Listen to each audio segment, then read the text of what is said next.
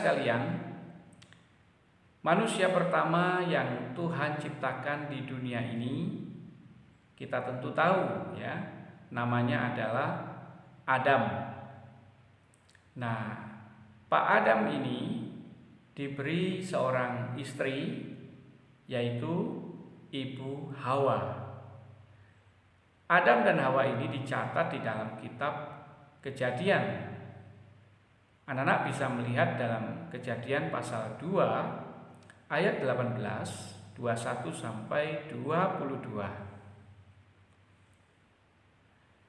Kita melihat bahwa manusia pertama, yaitu Pak Adam, diciptakan oleh Tuhan dari debu tanah, ya. Tuhan membentuk manusia itu segambar dan serupa dengan Allah. Ini hal yang sangat luar biasa, ya. Manusia diciptakan dengan begitu istimewa. Nah, anak-anak sekalian, berbeda halnya dengan Ibu Hawa. Ibu Hawa diciptakan oleh Allah dari tulang rusuk Bapak Adam. Ketika pada waktu itu Adam sedang tertidur, kemudian Tuhan mengambil salah satu dari tulang rusuknya dan membentuklah seorang wanita yang bernama Hawa.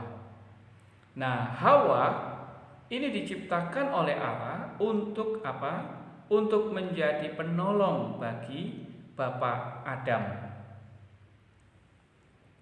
Anak-anak sekalian, yang menjadi pertanyaan kita adalah mengapa Adam membutuhkan seorang penolong? Saya ulangi, mengapa Bapak Adam membutuhkan penolong?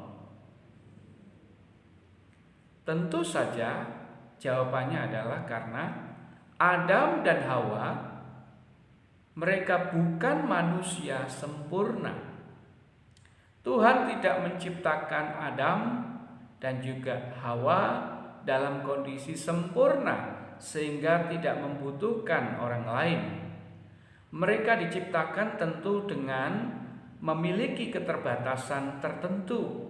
Itu sebabnya Adam dan Hawa, mereka diciptakan untuk saling melengkapi, untuk saling menolong satu dengan yang lainnya.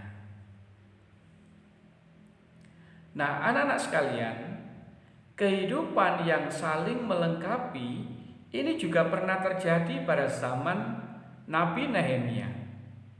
Ketika pada waktu itu tembok Yerusalem dalam kondisi runtuh, Tuhan memerintahkan kepada Nabi Nehemia untuk membangun kembali tembok Yerusalem. Dan Nabi Nehemia bukanlah seorang ahli dalam hal bangunan.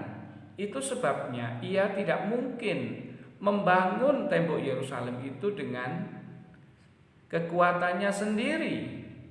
Nah, di sini berarti Nabi Nehemia membutuhkan orang lain.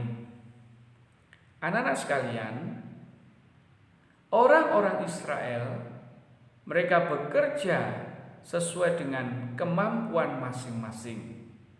Ada yang menjadi tukang bangunan, ada yang menjadi kuli, dan lain sebagainya.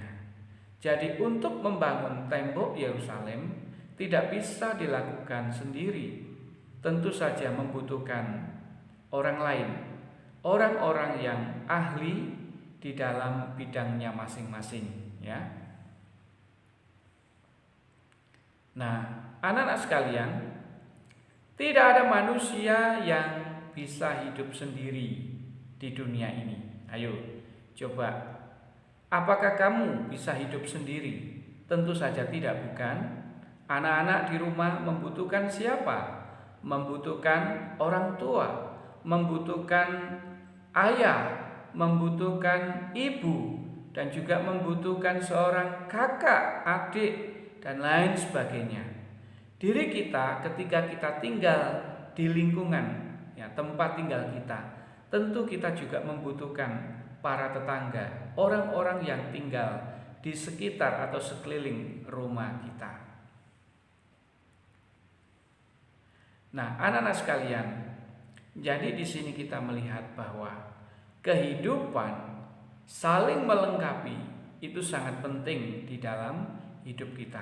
Itu sebabnya kita tidak boleh bersikap egois, memikirkan atau mementingkan diri sendiri.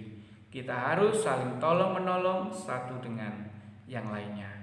Nah, disinilah kita melihat bahwa Tuhan ciptakan kita dengan keterbatasan, dengan satu tujuan agar kita saling melengkapi. Demikianlah materi pembelajaran kita hari ini. Tuhan Yesus memberkati. Amin.